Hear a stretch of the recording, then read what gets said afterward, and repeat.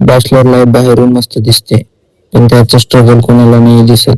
तर मंडळी, आजच्या ब्लॉगमध्ये तुम्हाला बॅचलर लाईफचे रिअल स्ट्रगल आणि माझ्या डेली लाईफची असली वाईफ बघायला मिळणार आहे. तर व्हिडिओ शेवटपर्यंत नक्की बघा. नमस्कार मंडळी, welcome back to my new blog. आज तुम्हाला दाखवतो सुट्टीच्या दिवशी बॅचलरची लाईफ कशी असते ते.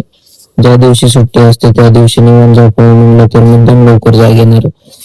सकाळी उठलो 10 वाजता, फ्रेश वगैरे झालो. बाहेर जायचा आला होता कंटाळा म्हणून आज बनवली रूमवरच कॉफी. आमच्या फ्लॅटला बाल्कनी नाही म्हणून खिडकीतूनच बाहेरचा व्ह्यू बघत कॉफीचा घेतला स्वाद. कॉफी पीत पीत विचार केला, स्वतःचे स्वप्न पूर्ण करायला आणि हक्काचं घर बनायला स्वतःच्या हक्काचं घर सोडून बाहेर राहावं लागतं. आणि काही लोक म्हणतात घर फक्त मुलीच सोडतात म्हणून, पण त्यांना हे नाही दिसत त्याच मुलींना आयुष्यभर खुश ठेवण्यासाठी मुलांना त्यांच्या कितीतरी गोष्टी सोडाव्या लागतात. असं सोशल न जाता येऊन आपल्या रुटीन कडे. कॉफी पिली आणि बसलो एडिटिंगला. एडिटिंगचं काम बरंच राहिलं होतं. 2-3 तास एडिटिंग करून लागली होती भूक. मग काय, रूम मध्ये होतं फरसाण आणि चिवडा दिला, त्याच्यावरतीच ताव मारली. नंतर रूम साफ करायची होती. रूम वगैरे साफ करून घेतली आणि सुट्टी म्हटलं की आमचं एक काम फिक्स असतं, ते म्हणजे कपडे धुवायचे. कपडे भिजत टाकले होते.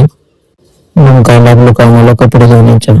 कपडे वगैरे धुवून घेतले आणि वाळत टाकायला आम्हाला आहे टेरेस वरून असा व्ह्यू, जिकडे बघेल तिकडे फक्त बिल्डिंगच.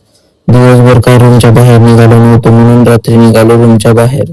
कारण होतं भाजी आणायची. इथे एवढ्या भाज्या आहेत पण कुठली घेऊ, काय आणि काय बनवा हा असा मोठा प्रश्न पडला होता. शेवटी म्हणले भरीत करू आणि घेतले वांगे. तर आमच्या बिल्डिंगची लिफ्ट होती बंद आज दिवसभर. मग काय, पायऱ्या चढून गेलो 4थ्या फ्लोअरवर. तोपर्यंत आमच्या बंधूंनी चपात्या बनवलेल्या होत्या. मग मी केली भाजीची तयारी सुरू.